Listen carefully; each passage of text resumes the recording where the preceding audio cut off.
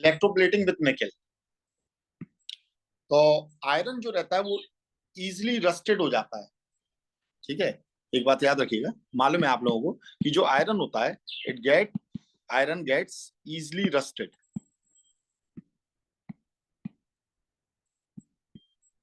easily rusted when exposed to air। ठीक है, तो रस्टिंग से बचाने के लिए हम लोग क्या क्या करते हैं? तो पहली चीज तो हम लोग करते हैं उसके ऊपर पेंट वगैरह कर देते हैं। ठीक है, घर में जैसे हम लोग की अगर मान लो आयरन की आपकी ग्रिल वगैरह लगी हुई है, लोहे का गेट होता है, ब्रिजेस होते हैं, तो उन सब पर हम क्या कर देते हैं? हम पेंट कर देते हैं। दूसरा, अब जैसे साइकिल वगैरह होती है, तो साइकिल में हम लोग क्या करते हैं? ग्रीसिंग करते हैं, ऑयलिंग करते हैं, ग्रीसिंग करते हैं। तो ऑयलिंग और ग्रीसिंग से भी हम रस्ट से बचा सकते हैं। ठीक है, और एक और तरीका होता है कि अगर हम निकल से, टिन से या जिंक से अगर इससे कोट कर दें, पूरी इसकी कोट चढ़ा दें। ठीक है, हाँ, इट व्हेन कोटेड विथ निकल या जिंक, ठीक है, इससे तो रस्टिंग को हम रोक सकते हैं। ठीक है, या टिन से हम कर दें तो हम रस्टिंग को क्या कर सकते हैं? रोक सकते हैं। और इसके लिए हम लोग क्या करेंगे? तो वही कोटिंग करने के लिए हम यहाँ पर इलेक्ट्रोप्लेटिंग का यूज करेंगे। इलेक्ट्रोप्लेटिंग करेंगे, कैसे करेंगे? जिस भी आर्टिकल को आपको इलेक्ट्रोप्लेट करना है उसे आप बनाओगे कैथोड। जिस भी पार्टिकल को बनाना है, अब पूरे ब्रिज को तो बना नहीं सकते, हाँ अगर पार्ट्स में बनाओ तो उन पार्ट्स पर हम कर सकते हैं। बात समझ आई है? और यहाँ पर जो एनोड रहता है, वो एनोड हम किसका रखते हैं? वो निकल का एनोड रखते हैं, निकल एनोड। अब निकल एनोड कैसा है बेटा? कैसा है? तो आपको मालूम होना चाहिए, ये एक्टिव इलेक्ट्रोड है, ये इनएक्टिव नहीं है, इनर्ट नहीं है, ये एक्टिव इलेक्ट्रोड है। हमने ये बैटरी से कनेक्ट कर दिया।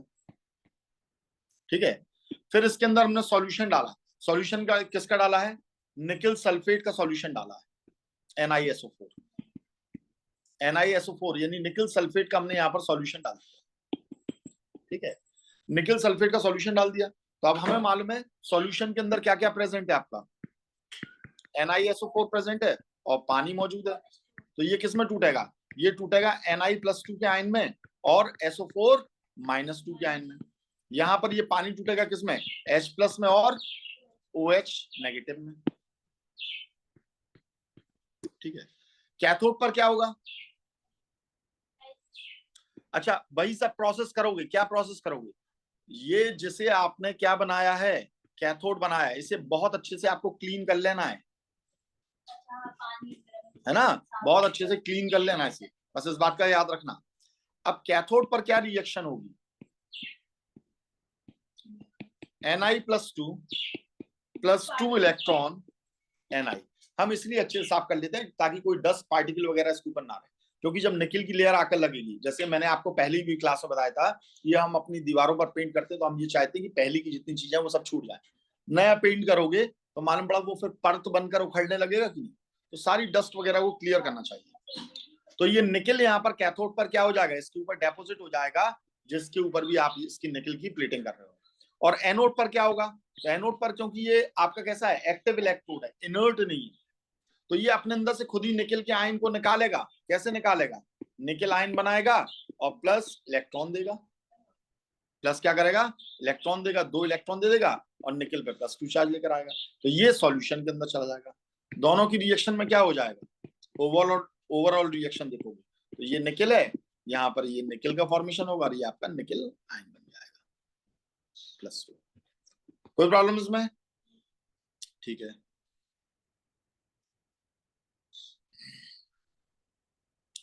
अब अगला टॉपिक आता है electrolytic refining. Electrolytic refining, refining of metals. ठीक है, इलेक्ट्रोलाइटिक रिफाइनिंग क्या होती है? ये वो प्रोसेस होती है जिससे मेटल कंटेनिंग इंप्योरिटीज को हम प्यूरिफाई करते हैं। By this process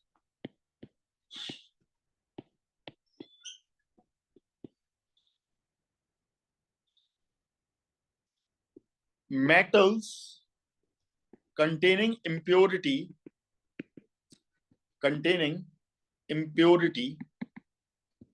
are purified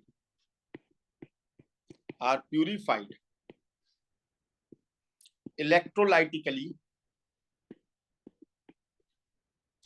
to give pure metal.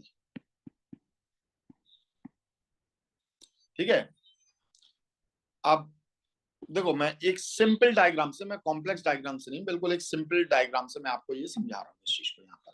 ठीक है, आपने यहाँ एक बहुत पतली सी, जैसे सपोज करो कॉपर की रिफाइनिंग करनी है, कॉपर हमें जो मेटल मिला, हमने मेटलर्जी में कॉपर को निकाला, वो कॉपर आपका अब किस पर्पज से यूज करना है हमें ये देखना पड़ेगा। हमें उसके वेसल बनाना है तो कोई परेशानी नहीं है, पर अगर हमें उसके वायर्स बनाना है, कौन से वायर्स बनाना है, जो इलेक्ट्रिसिटी में हम यूज करें, तो वहां पर हमें बहुत प्योर कॉपर चाहिए, क्योंकि इम्प्योर अगर कॉपर होगा तो क्या होगा, उतना अच्छा वो कंडक्ट नहीं कर पाएगा इलेक्ट्रिसिटी को बहुत अच्छा कंडक्ट नहीं कर पाएगा।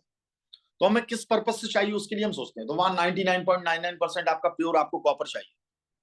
तो हम लोग क्या करते हैं, एक प्योर कॉपर की स्ट्रिप को लेते हैं, एक प्योर कॉपर की स्ट्रिप को लिया, प्योर कॉपर की पतले तार को लिया, ठीक है, और उसे हमने क्या बना दिया, कैथोड बना दिया। क्या बना दिया, कैथोड बना दिया।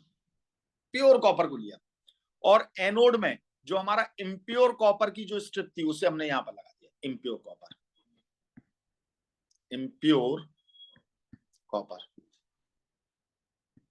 इसकी जो भी स्लैब्स वगैरह थी उसे हमने यहाँ पर लगा दिया, इतनी मोटी मोटी छड़े थी, ठीक है, और इसे हमने बैटरी से कनेक्ट कर दिया। यहाँ पर हमने सॉल्यूशन भरा, ठीक है, और सॉल्यूशन हमने किसका भरा, कॉपर का ही भरा, क्योंकि कॉपर का कंसंट्रेशन यहाँ क्या होना चाहिए, ज्यादा होना चाहिए, ताकि कोई और जाकर डिस्चार्ज ना हो। तो हमने कॉपर सल्फेट का सॉल्यूशन बन लिया, CuSO4।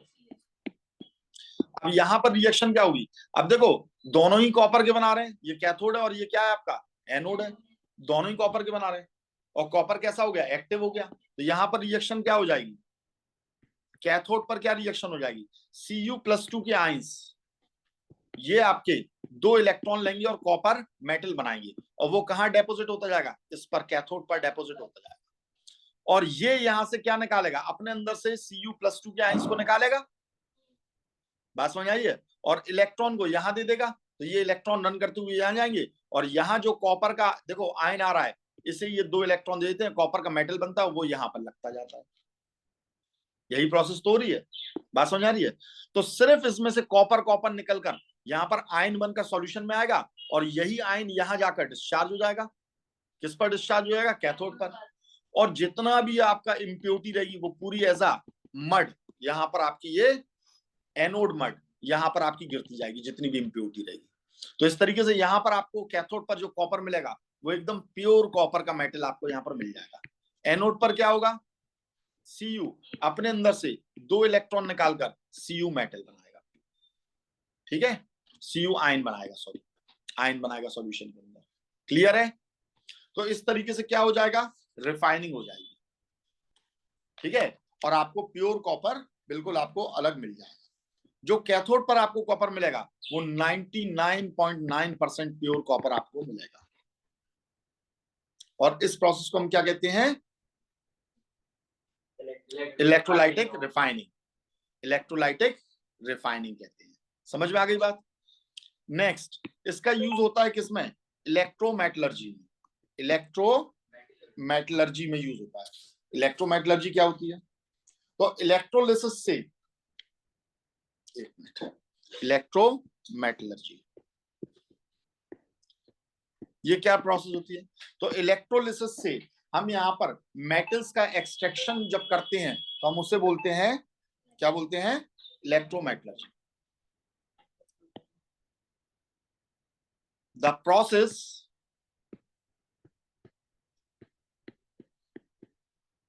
of extraction of metal,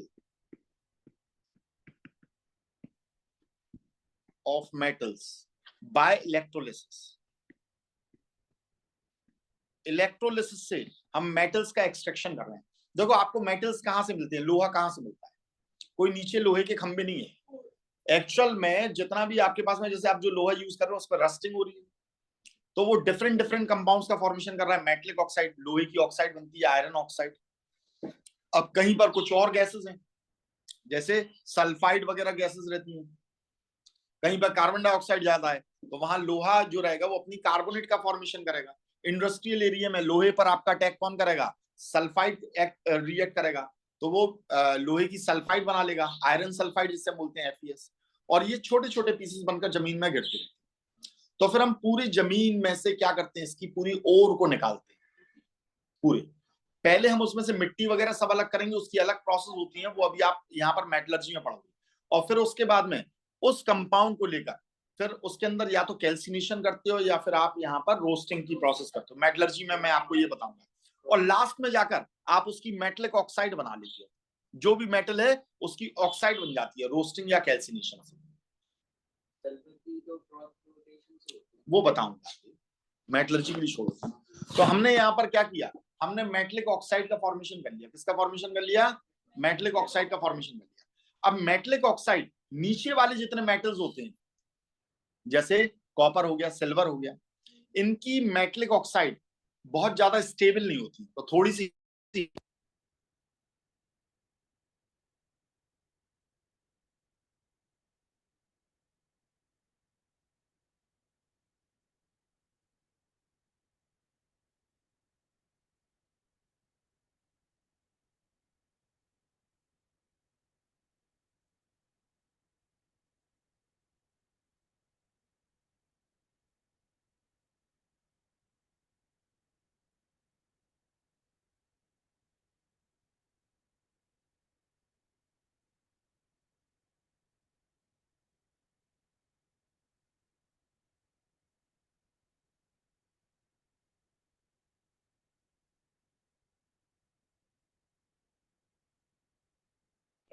which are higher